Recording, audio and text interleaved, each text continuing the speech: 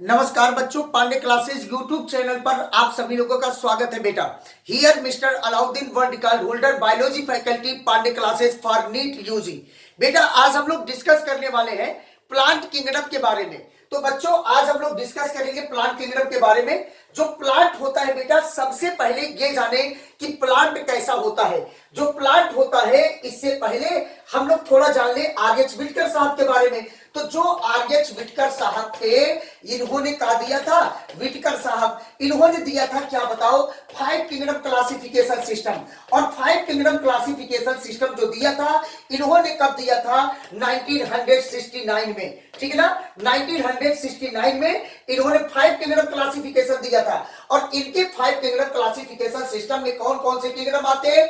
मेरे पास, फुल पाओ, क्या बच्चा? आनंद, फुल पाओ आनंद, ये बताया था तरीका बेटा।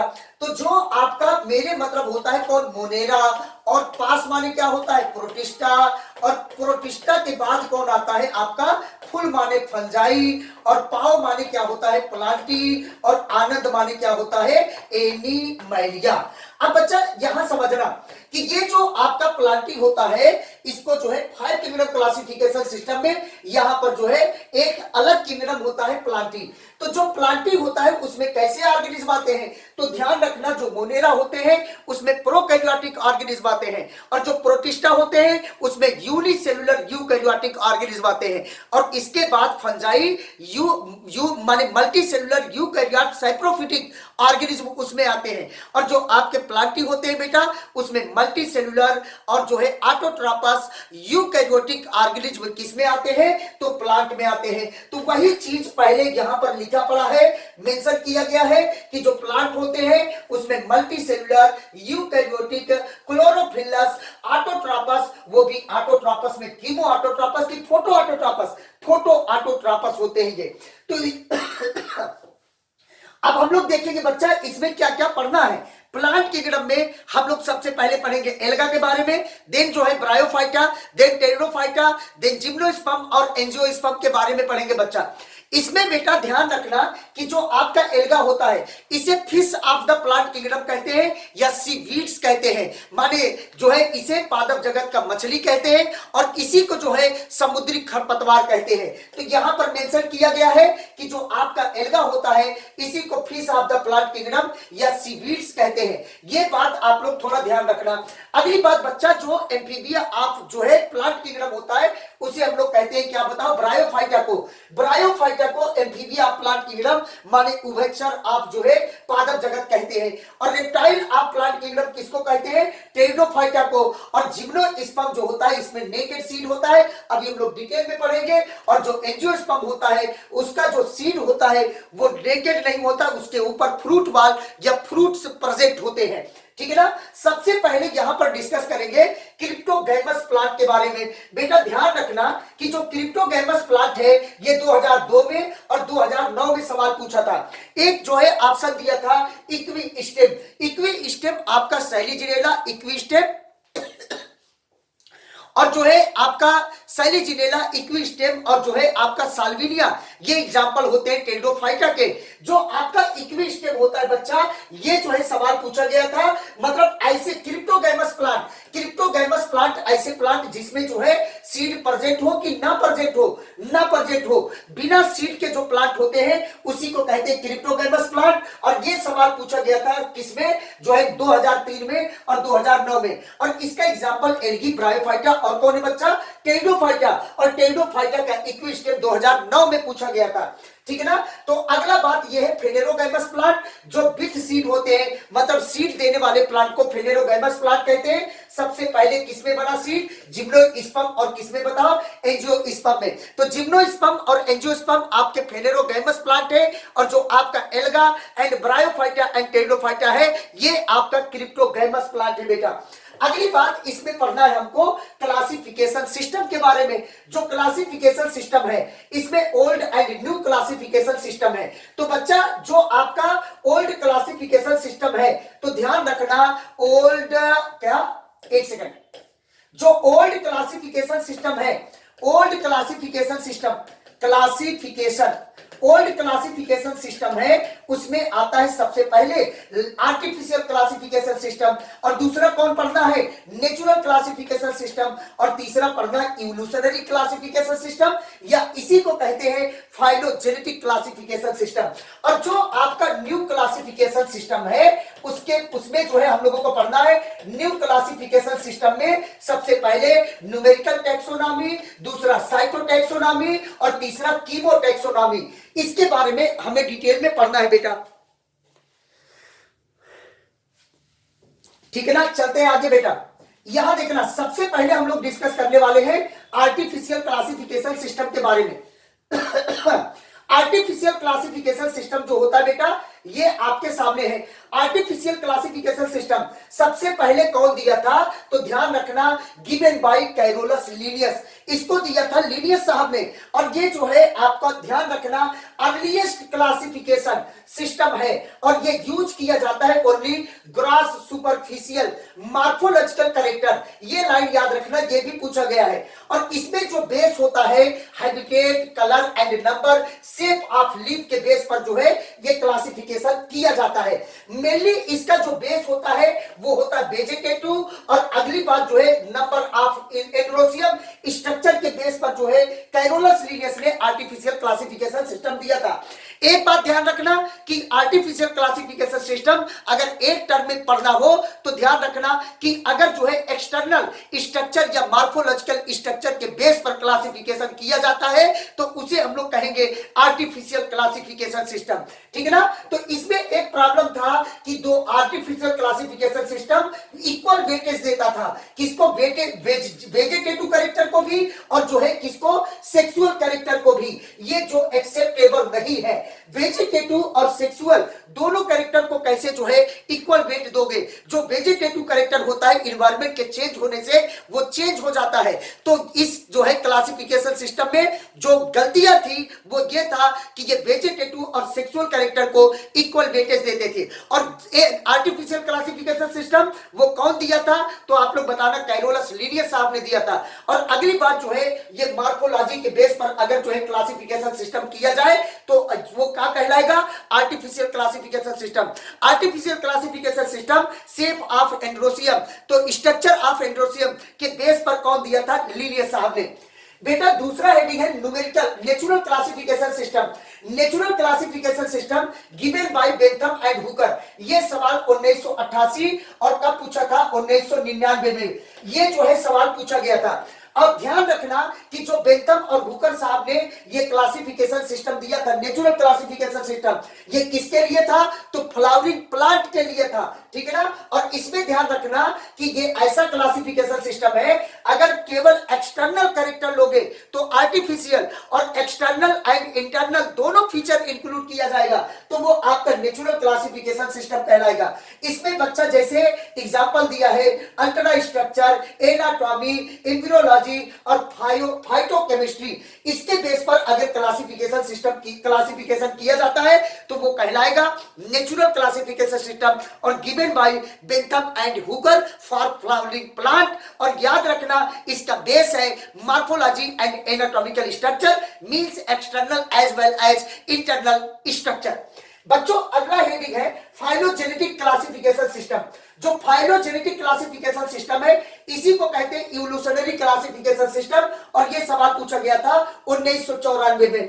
अगली बात, फाइलोजेनेटिक क्लासिफिकेशन सिस्टम में तीनों कैरेक्टर लेंगे, मींस एक्सटर्नल, इंटरनल और इवोल्यूशनरी। जो आपके एनसीईआरटी में मेन अंडरलाइन है, मेन जो पॉइंट है वो है इवोल्यूशनरी फीचर। इवोल्यूशनरी फीचर के बेस पर अगर क्लासिफिकेशन किया जाता है तो वो कहलाएगा फाइलोजेनेटिक क्लासिफिकेशन सिस्टम। और ये सवाल पूछा गया था कब, 2009 में, ठीक है ना। 2009 में सवाल ये पूछा गया था। आगे चलो बेटा, न्यूमेरिकल टैक्सोनॉमी। न्यूमेरिकल टैक्सोनॉमी से अभी तक क्वेश्चन नहीं पूछे गए हैं। आइए देखिए, न्यूमेरिकल टैक्सोनॉमी पूछे गए हैं बट बहुत पुराने, और क्या पूछे गए बताते हैं बेटा। न्यूमेरिकल टैक्सोनॉमी में जितने ऑब्जर्वेबल कैरेक्टर होते हैं, जितना आप ऑब्जर्व कर सकते हो उन सभी कैरेक्टर को ले सकते हो। और इसमें कंप्यूटर का प्रयोग किया जाता है। इसमें कैरेक्टर को कोड और क्या देते हैं बताओ, नंबर देते हैं। और सेम टाइम पर हम लोग लगभग 100 कैरेक्टर को कंसीडर कर सकते हैं। ये पॉसिबिलिटी हुई न्यूमेरिकल टैक्सोनॉमी से। और इसमें जो है जो कैरेक्टर होता है वो डाटा के फॉर्म में फीड होता है कंप्यूटर में और इसको प्रोसेस कर देते हैं तो वो जो है मैचिंग कर लेता है। तो ये बात ध्यान रखना। अगली बात जो है एक टर्म जो पूछे गए हैं फेनेटिक क्लासिफिकेशन, ये टाइप्स ऑफ न्यूमेरिकल टैक्सोनॉमी है। न्यूमेरिकल टैक्सोनॉमी का एक टाइप है फेनेटिक क्लासिफिकेशन सिस्टम। ये भी बच्चा बिल्कुल न्यूमेरिकल टैक्सोनॉमी के बेस पर ये किया जाता है और ये सवाल पूछा गया था 2004 और 2003 में, ठीक है ना। अगली बात है बेटा साइटोटैक्सोनॉमी। साइटोटैक्सोनॉमी जो होता है बेस्ड होता है साइटोलॉजिकल इंफॉर्मेशन, जैसे number of chromosome, structure of chromosome या बिहेवियर ऑफ क्रोमोसोम। अगर जो है साइटोलॉजिकल इंफॉर्मेशन सेल के अंदर के इंफॉर्मेशन को, मतलब ये सेल है, ये न्यूक्लियस है और इसी के अंदर कौन पाया जाता है, हमारा क्रोमोसोम। तो क्रोमोसोम की बिहेवियर, क्रोमोसोम का नंबर, क्रोमोसोम का स्ट्रक्चर के बेस पर अगर जो है हम लोग कर रहे हैं तो मतलब किसके अंदर का कर रहे हैं, इंफॉर्मेशन ले रहे हैं, सेल का। और अगर सेल के इंफॉर्मेशन के बेस पर क्लासिफिकेशन किया जाता है तो वो कहलाएगा साइटोटैक्सोनॉमी। अगला हेडिंग बेटा कीमोटैक्सोनॉमी। कीमोटैक्सोनॉमी जो होता है ये आपका जो है जो बेस होता है ये फाइटोकेमिकल या प्लांट केमिकल के बेस पर होता है। जैसे रोल्फिया वोमिटोरिया अलग अलग जो है रीजन में, हिमालय रीजन में पाए जाने वाले जो उसके अंदर रिजरपाइन होता है उसका कंसंट्रेशन, पोटेंशियल इफिशियंसी अलग अलग होती है। और रिजरपाइन के बेस पर अगर रोल्फिया वोमिटोरिया प्लांट को डिवाइड किया जाए, माने बांटा जाए, जब आप क्लास 12th में जाएंगे तो आपको पढ़ाया जाएगा वहां का सिलेबस बायोडाइवर्सिटी एंड कंजर्वेशन, वहां पर लिखा पड़ा है बेटा। तो रोल्फिया वोमिटोरिया के अंदर रिजरपाइन होता है, एक केमिकल होता है जो हार्ट डिजीज में जो है, जो हार्ट अटैक में, जो हार्ट से रिलेटेड ये जो है आपका यूज किया जाता है। ये जो है एक टाइप का मेडिसिन होता है। तो रिजरपाइन जो है आपका ये क्या होता है, रिजरपाइन बेटा जो है ध्यान रखना। अगर उसके बेस पर जो है हम क्लासिफिकेशन करते हैं रोल्फिया वोमिटोरिया प्लांट का तो ये क्या कहलाएगा, कीमोटैक्सोनॉमी, ठीक है ना। तो अगली बात चलो अब हम लोग पढ़ेंगे व्हाट इज एल्गा और एल्गा क्या है, इसके बारे में थोड़ा चेक करते रहते हैं, ठीक है ना। आइए एल्गा क्या है बेटा। पहली चीज तो एल्गा को हम लोग फिश ऑफ प्लांट किंगडम कहते हैं। एल्गा जो होता है सीवीड्स कहलाता है, चीफ प्रोड्यूसर इन ओशियन कहलाता है। ओशियन में मुख्य जो है प्रोड्यूसर जो होता है वो आपका एल्गा होता है। अगर एल्गा ऑप्शन में नहीं है तो आप क्राइसोफाइट्स को सिलेक्ट करोगे। क्राइसोफाइट्स अगर ऑप्शन में नहीं है देन जो है डाई एटम्स को सिलेक्ट करोगे। मतलब ध्यान रखना कि पहले जो है चीफ प्रोड्यूसर इन ओशियन जो आपका होता है, चीफ प्रोड्यूसर इन ओशियन वो आपका एल्गा है बेटा। और एल्गा अगर ऑप्शन में नहीं है तो लिखोगे डाई एटम्स, डाई एटम्स नहीं है तो क्राइसोफाइट्स को सिलेक्ट करोगे, ठीक है ना। अगर जो है ये आप लोग ध्यान रखना चीफ प्रोड्यूसर इन ओशियन, तो ये जो है आपका जो एल्गा होता है इसको सीवीड्स कहते हैं और fish of the plant kingdom कहते हैं बेटा। अगली बात एल्गी के बारे में देखो, ये भी आपका जो एल्गी होता है ये यूनिसेलुलर है कि मल्टीसेलुलर, मल्टीसेलुलर होता है। अगली बात बच्चा जो आपका एल्गा होता है ये क्लोरोफिलस होता है, ऑटोट्रॉपस होता है, ऑटोट्रॉपस में फोटोसिंथेटिक होता है, ठीक है ना। एल्गी को हम लोग काई कहते हैं गांव की भाषा में। जो एल्गी होता है यही आपका काई है, सीवीड्स है, यही जो है fish of the plant kingdom है, यही चीफ प्रोड्यूसर इन ओशियन है। बच्चों अब हम लोग बात करेंगे एल्गी के हैबिटेट के बारे में। एल्गी जो होता है इसका हैबिटेट ये मोस्टली एक्वाटिक होता है। एल्गी एक्वाटिक होता है। अगली बात ये फ्रेश वाटर और मैराइन वाटर दोनों में पाया जाता है। बच्चों ये जो आपका एल्गा है ये मॉइस्ट जो है, नम जो है, स्टोन के ऊपर, सॉइल के ऊपर और वुड के ऊपर जो है ये पाए जाते हैं। तो बच्चा राजा ये ध्यान रखना कि ये जो है इसके ऊपर पाए जाते हैं कौन, एल्गा। एल्गा हम लोग देखे हैं अपने गांव में चट्टान के ऊपर, मिट्टी के ऊपर या जो है आपके जो है जो बार्क होते हैं प्लांट उसके ऊपर या जो है दीवार के ऊपर, ये कौन पाए जाते हैं, एल्गा। अगली बात बच्चा जो एल्गा होता है ये जो है एसोसिएशन बना के रहता है। अगर एल्गी फंजाई के साथ एसोसिएशन बनाती है तो उसका एग्जांपल है कौन, लाइकेन। बच्चों अगर ये एसोसिएशन एनिमल्स के साथ बनाती है तो इसका एग्जांपल है कौन, स्लॉथ। ये सुलाथ आपके सामने है, ये बहुत क्यूट सा जो है आपके सामने ये सुलाथ दिख रहे हैं, ये सुलाथ जी है और इनका जो है डेवी बनाया जाता है। सुलाथ जी के ऊपर ये एल्गा है, ये पूरा ग्रीन ग्रीन कलर जो है आपको दिख रहा होगा एल्गा। अगर पूछा जाए एसोसिएशन विथ एनिमल्स एल्गी का तो क्या बताओगे? सुलाथ, इसका बताना ऑन सुलाथ। अगली बात हम लोग पढ़ने वाले हैं बेटा इसमें बॉडी स्ट्रक्चर के बारे में। जो एल्गा होता है इसका बॉडी स्ट्रक्चर, ये बेटा यूनिसेलुलर टू मल्टीसेलुलर मेसोप्लांट बॉडी लाइक होते हैं। यूनिसेलुलर टू मल्टीसेलुलर, ये एक सेल से लेकर के मल्टीसेलुलर तक होंगे और ये विशालकाय प्लांट की तरह होंगे। अभी आपको मेसोप्लांट बॉडी लाइक स्ट्रक्चर एग्जांपल बताएंगे। ब्राउन एल्गी, ये एक होता है केल्प, ये मैराइन वाटर में होता है, 100 मीटर इसकी हाइट होती है बच्चों। तो आइए हम लोग देखते हैं यूनिसेलुलर एल्गा के एग्जांपल। यूनिसेलुलर एल्गा के एग्जांपल जो होता है वो क्लोरेला, स्पाइरुलिना और कौन होता है आपका जो है क्लेमेडोमोनास। यहां पर बच्चा क्लेमेडोमोनास माने क्लोरेला, स्पाइरुलिना और क्लेमेडोमोनास है। जो क्लोरेला एंड स्पाइरुलिना है ये नॉन मोटाइल होता है, ये प्रोटीन रिच होता है, ये यूनिसेलुलर होता है, स्पेस ट्रेवलिंग में यूज किया जाता है। और ये सवाल पूछा गया था नीट 2020 में। बच्चों क्लोरेला एंड स्पाइरुलिना यूनिसेलुलर होता है, ये प्रोटीन रिच होता है, ये जो है स्पेस ट्रेवलिंग में यूज किया जाता है। कौन आपका जो है unicellular alga, chlorella and spirulina. ये क्लेमेडोमोनास यूनिसेलुलर और कैसा होता है बताओ? मोटाइल होता है, इसको ध्यान रखना। मोटाइल उस जो है एल्गा को कहते हैं जिसके पास फ्लैगेला होता है, उसे हम लोग कहते हैं मोटाइल, और जिसके पास नहीं है वो कौन है बेटा? Non motile. अगली बात बच्चों मल्टीसेलुलर। मल्टीसेलुलर जो एल्गा होता है, पहली चीज फिलामेंटस। फिलामेंटस में ध्यान रखना, फिलामेंटस फिलामेंटस में हम लोग ध्यान रखेंगे कि जो मोटाइल होता है वो कौन होता है? यूलोथेरिक्स। और ये सवाल पूछा गया था 1998 में। और जो फिलामेंटस नॉन मोटाइल एल्गा होता है वो कौन होता है? स्पाइरोगाइरा। और अगली बात बच्चा कॉलोनियल। कॉलोनियल होता है वाल्वाक्स। ये सवाल पूछा गया था 2017 में। और ध्यान रखना वाल्वाक्स कैसा होता है? मोटाइल। ठीक है ना, ये था आपका मल्टीसेलुलर। और अगली बात बच्चा मेसोप्लांट बॉडी लाइक, आपका जो एल्गा होता है वो होता है केल्प, ये मैराइन वाटर में होता है, ये ब्राउन एल्गी का टाइप्स होता है। इसकी हाइट कितनी होती है बच्चा? 100 मीटर होती है।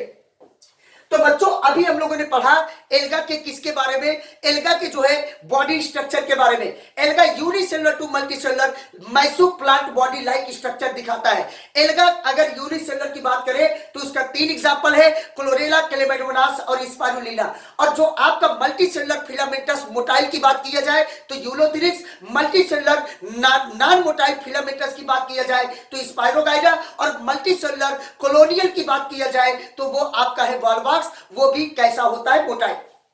बच्चों मेसोप्लांट बॉडी लाइक कौन है? केल्प। ये बात क्लियर? चले आगे, आगे चले बच्चा,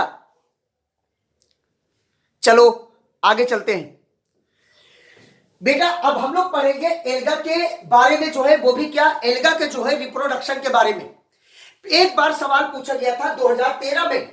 2013 में यह पूछा कि कौन सा प्लांट है जिसमें फ्यूजन ऑफ गैमीट या सिनगैमी ऑफ गैमीट जो है आउटसाइड द बॉडी होता है। तो ध्यान रखना केवल आपके जो है fusion of gamete outside the body किसमें होता है? एल्गा में। ना तो ब्रायोफाइटा, ना तो टेडोफाइटा, ना जिम्नोस्पर्म, ना एंजियोस्पर्म, सबके इनसाइड द बॉडी होता है। मतलब इंटरनल फर्टिलाइजेशन सभी प्लांट में होता है, एक्सटर्नल फर्टिलाइजेशन केवल आपके किसमें होता है? एल्गा में होता है। वो अलग की बात है।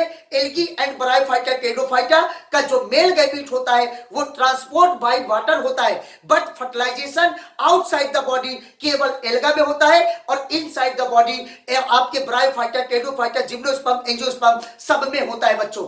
तो आइए हम लोग डिस्कस कर लेंगे अब जो है वेजिटेटिव रिप्रोडक्शन।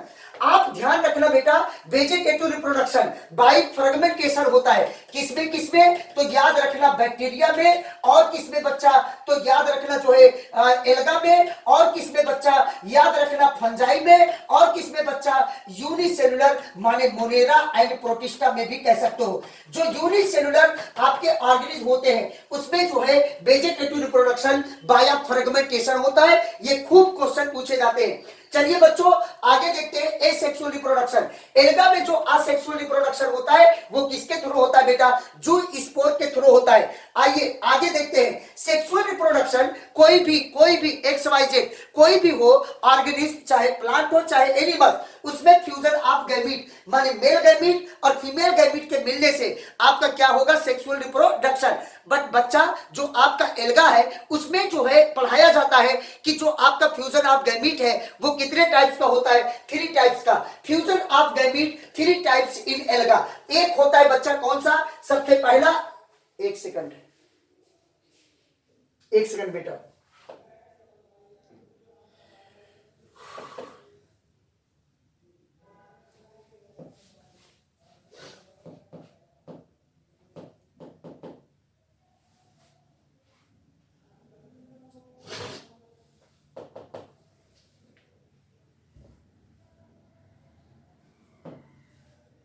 हाँ आगे फ्यूजन ऑफ गैमीट एक बार चेक कर ले, चले फिर। बच्चों जो फ्यूजन ऑफ गैमीट होता है इसमें 3 टाइप्स का होता है। एक होता है आपका आइसोगैमस, दूसरा होता है एनाइसोगैमस और तीसरा होता है कैसा, ऊगैमस। अगली बात बच्चा ध्यान रखना, आइसोगैमस जो टाइप्स होता है फ्यूजन, उसमें बोथ गैमीट ये डिफरेंट मार्फोलॉजी और साइज, दोनों जो है अगर साइज और मार्फोलॉजी में डिफरेंट है, मेल एंड फीमेल गैमीट, और आपस में ऐसे इस टाइप्स के गैमीट के फ्यूजन को हम लोग कहते हैं, सॉरी बच्चा एक सेकंड, आइसोगैमस टाइप्स जो है both gamete equal size and morphology, मतलब morphological similar and equal in size. अगर दोनों गैमीट जो है इक्वल इन साइज है और मार्फोलॉजिकल सिमिलर है तो इसको कहेंगे आइसोगैमस। आइसोगैमस याद रखना कि किसमें पाया जाता है, क्लेमाइडोमोनास ब्राउनी में। ये याद मत करना, बस देख लो, क्योंकि ये 1991 और 1988 में पूछा गया था। क्लेमाइडोमोनास ब्राउनी में आइसोगैमस टाइप्स रिप्रोडक्शन पाया जाता है। अगली बात बच्चा, यूलोथ्रिक्स जो होता है इसमें जो है दोनों, चाहे मेल गैमीट हो चाहे फीमेल गैमीट हो, दोनों जो है इसका साइज कैसा है, इक्वल साइज है, माने equal size, morphology same, both motile. अगर सवाल ये पूछा जाए बोथ मोटाइल मतलब आइसोगैमस टाइप रिप्रोडक्शन, मोटाइल का एग्जांपल कौन है, तो आप लोग बताएंगे यूलोथ्रिक्स। इसमें फ्लैजेला है, इसमें भी फ्लैजेला है, दोनों गैमीट में बेटा फ्लैजेला है, दोनों गैमीट एक जैसे हैं, मेल एंड फीमेल, तो ये एग्जांपल है कौन, यूलोथ्रिक्स। अगली बात बच्चा, बोथ नॉन मोटाइल इसमें जो है क्या है, फ्लैजेला एब्सेंट है बेटा। अगर नॉन मोटाइल के एग्जांपल हम लोग देखेंगे तो वो कौन है बेटा, स्पाइरोगाइरा।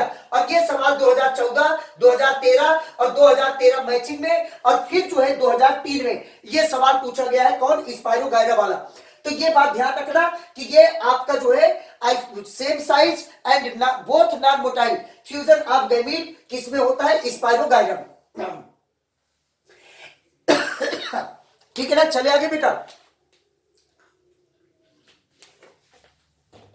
चलो बच्चा, इन आइसोगैमस टाइप रिप्रोडक्शन माने फ्यूजन ऑफ गैमीट, बच्चा अगर जो है डिफरेंट साइज और मार्फोलॉजी अगर दोनों गैमीट्स का डिफरेंट है तो ऐसे टाइप्स के फ्यूजन ऑफ गैमीट्स को हम लोग इन आइसोटाइप्स कहते हैं बच्चा। साइज एंड मार्फोलॉजी यहां देखो बच्चा, size and morphology both different, दोनों जो है अगर डिफरेंट है, माने यहां पर देखो, यहां पर ये मेल गैमीट है और ये फीमेल गैमीट है, और मान लो दोनों मोटाइल है, ये जो है मान लो ये मेल गैमीट है और ये फीमेल गैमीट है, दोनों नॉन मोटाइल है, तो जब आपका जो है डिफरेंट टाइप्स के गैमीट आपस में मिलते हैं तो वो क्या कहलाते हैं, एनाइसोगैमस। और इसमें अब एक एग्जांपल याद रखना है, केवल यूडोरीना स्पीशीज, क्या बेटा, यूडोरीना स्पीशीज पहले पढ़ाया जाता था क्लेमाइडोमोनास ब्राउनी, जो कि अब सवाल नहीं पूछा जाएगा। अगला है ऊगैमस में एग्जांपल है वॉलवाक्स एंड फ्यूकस। इसमें ध्यान रखना कि जब मेल गैमीट कैसा हो बेटा, स्मॉल एंड जो है कैसा हो, मोटाइल, और फीमेल गैमीट कैसा हो, फीमेल गैमीट बेटा, फीमेल गैमीट लार्ज हो और कैसा हो, नॉन मोटाइल। तो ऐसे फ्यूजन आप इस ऐसे टाइप्स के गैमीट के फ्यूजन को हम लोग क्या कहते हैं, ऊगैमस, और इसके एग्जांपल है वॉलवाक्स और कौन है बच्चा, फ्यूकस। याद देखना, मेल गैमीट कैसा हो, small and motile, female gamete large and non motile, इस टाइप्स के फ्यूजन ऑफ गैमीट को हम लोग क्या कहेंगे, ऊगैमस टाइप्स, और इसका एग्जांपल है वॉलवाक्स एंड फ्यूकस। ठीक है ना, चलो अब बच्चा हम लोग डिस्कस करने वाले हैं टाइप्स ऑफ एल्गा के बारे में, एल्गा के टाइप्स के बारे में, ठीक है ना बेटा। चलो, एल्गा का जो टाइप्स होता है बेटा, एक पहला है क्लोरोफाइसिन। क्लोरोफाइसिन को हम लोग कहते हैं ग्रीन एल्गी। क्या कहते हैं बेटा? Green algae. और इसे ध्यान रखना, ग्रीन एल्गी को, इसमें कौन कौन से एग्जाम्पल आते हैं। इसका एग्जाम्पल ये साइकोलॉजिकल माने जो है, ये एक तरीका है कि पहला पढ़ना क्लेमेडोमोनास वाल्वाक्सकारा था, क्लेमेडोमोनास वाल्वाक्सकारा, एक साथ पढ़ना, क्लेमेडोमोनास वाल्वाक्सकारा, क्लेमेडोमोनास वाल्वाक्सकारा। और दूसरा कौन है? यूलोथेरिक्स।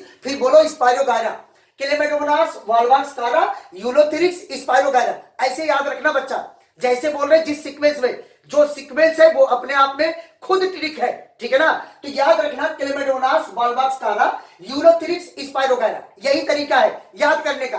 क्लेमेडोमोनास वाल्वाक्सकारा, यूलोथेरिक्स, स्पाइरोगायरा, इसको याद रखना। जो एल्गा की एग्जांपल है वो मोस्ट इंपॉर्टेंट है बेटा, ठीक है ना। चलो आगे, अगली बात आपका थियोफाइसी होता है, इसको हम लोग कहते हैं ब्राउन एल्गी। ब्राउन एल्गी, इसको बेटा 3 बार पढ़ो, हम याद करा देंगे। पहला है एक्टोकार्पस, पहला कौन है? याद देखो, रुक जाओ भाई।